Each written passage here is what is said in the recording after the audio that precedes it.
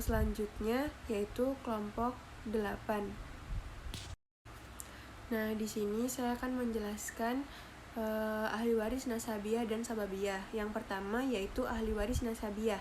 Ahli waris nasabiyah adalah ahli waris yang menerima warisan karena mereka memiliki hubungan darah dengan si mati, yaitu hubungan nasab atau keturunan, baik ke bawah, ke atas maupun ke samping.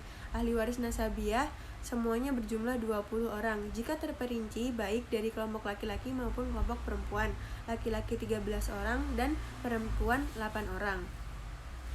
Nah, kelompok ahli waris nasabiyah yang laki-laki, yang pertama itu anak laki-laki, lalu cucu laki-laki keturunan anak laki-laki, yang ketiga bapak, yang keempat kakek dan garis bapak dan seterusnya ke atas, yang kelima saudara laki-laki sekandung, yang keenam saudara laki-laki sebapak, yang ketujuh saudara laki-laki seibu, yang kedelapan anak laki-laki saudara laki-laki sekandung, yang kesembilan anak laki-laki saudara laki-laki sebapak, yang kesepuluh paman sekandung, yang ke-11 paman sebapak, yang ke-12 anak laki-laki paman sekandung, dan yang terakhir anak laki-laki paman sebapak.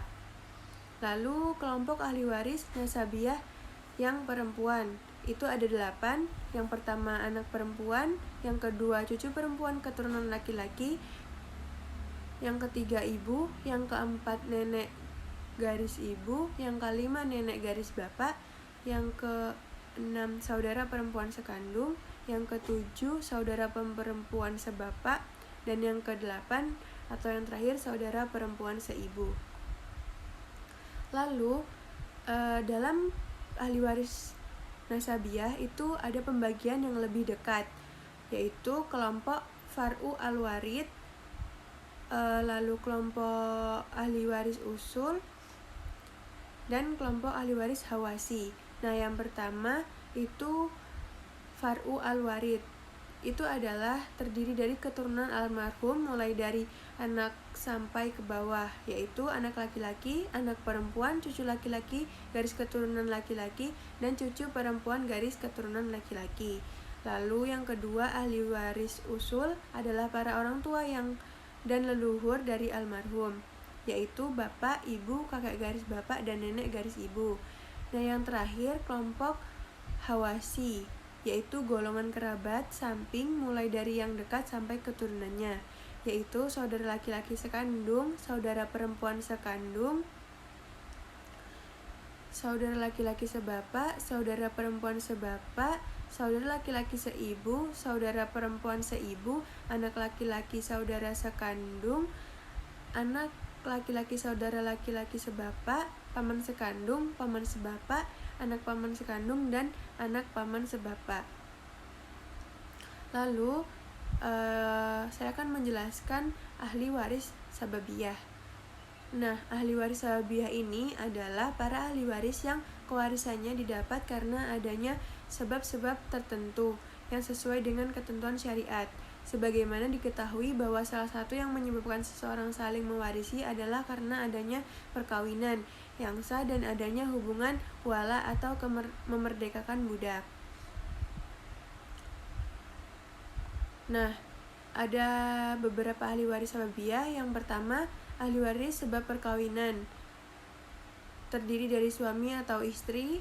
Yang kedua, ahli waris sebab memerdekakan hamba sahaya, yaitu tuan atau laki-laki atau perempuan yang memerdekakan hamba sahaya. Lalu yang terakhir menurut mazhab Hanafi adalah ahli.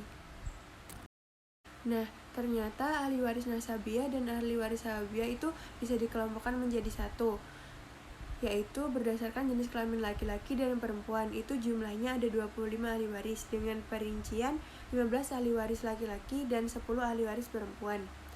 Nah, 15 ahli waris laki-laki tersebut adalah anak laki-laki, cucu laki-laki keturunan anak laki-laki, bapak, kakek dari garis bapak, dan seterusnya ke atas, saudara laki-laki sekandung, saudara laki-laki sebapak, saudara laki-laki seibu, anak laki-laki saudara laki-laki sekandung, anak laki-laki saudara laki-laki sebapak, paman sekandung, paman sebapak, anak laki-laki paman sekandung, anak laki-laki paman sebapak, suami, Dan yang terakhir, dermawan laki-laki yang memerdekakan hamba.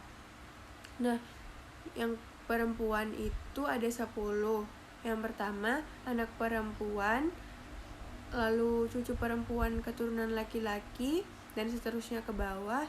Lalu ibu, nenek garis ibu, nenek garis bapak, saudara perempuan sekandung, saudara perempuan sebapak, saudara perempuan seibu, istri, dan dermawati yang memerdekakan hamba sahaya.